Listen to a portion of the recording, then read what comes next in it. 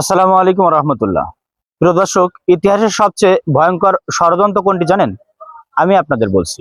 1800 ও 1900 সালের দিকে ভারতীয় মুসলিমদের দ্বারা জোরপূর্বক ব্রিটিশরা আফিম চাষ করায় এবং পরবর্তীতে তাদের সেই আফিমের নেশা ধরিয়ে দেয় এবং তার পরবর্তীতে ভারতবর্ষ সহ পাশাপাশি রাজ্যগুলোতে তারা এই আফিমের ব্যবসা শুরু করে এবং সেই কৃষকদের দ্বারাই সেগুলো স্থানান্তর করে।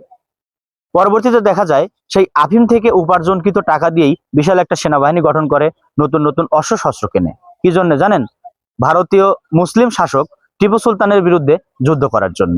এবং সবচেয়ে আশ্চর্য কথা হচ্ছে, সেই অর্থ দিয়ে উপার্জিত সেই অস্ত্রশস্ত্র আর সেই বিশাল সেনাবাহিনী টিপু সুলতানের সাথে 1857 সালে যুদ্ধ করে। কথা আমি কেন আপনাদের বলছি, আসেন একটু জানার চেষ্টা করি।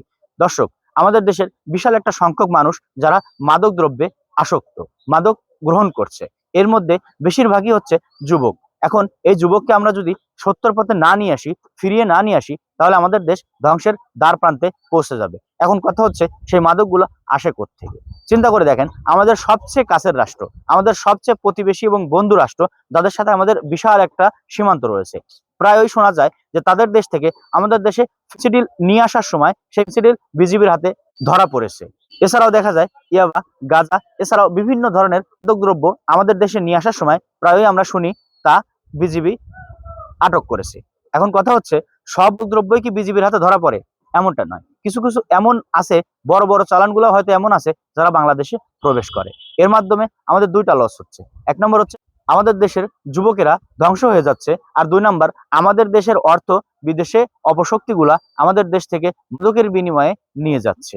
সেক্ষেত্রে আমাদের ভবিষ্যৎ অন্ধকার হচ্ছে, যুবকরা মাদকের দিকে ঝুঁকে যাচ্ছে এবং তারা বিকৃত মস্তিষ্কের হয়ে যায়, ভবিষ্যৎ তাদের অন্ধ হয়ে যাচ্ছে এবং আমাদের দেশের টাকা নিয়েই তারা লাভবান হচ্ছে। তাই যুবক ভাইদের বলবো, যারা এই ধরনের নেশাগ্রস্তর মধ্যে আছেন, আসুন আপনারা ফিরে আসুন, দেশ ও জাতির কল্যাণের কথা ভাবুন, নিজের পরিবার আত্মীয় স্বজনের কল্যাণের কথা ভাবুন। মাদকের মতো অন্ধকার জগৎ থেকে ফিরে আসুন। আপনাদের কাছে এতটুকুনি আহ্বান জানাবো, নামাজ আর আল্লাহর সন্তুষ্টির জন্য কাজ করুন, দেশ ও জাতিকে ভালোবাসুন, যাতে দেশ ও জাতির মানুষ সুরক্ষিত থাকতে পারেন, আপনার পরিবার সুরক্ষিত থাকতে পারে। ভিডিওটি ভালো লাগলে শেয়ার করে দিন। আসসালামু আলাইকুম ওয়া রাহমাতুল্লাহি ওয়া বারাকাতুহু।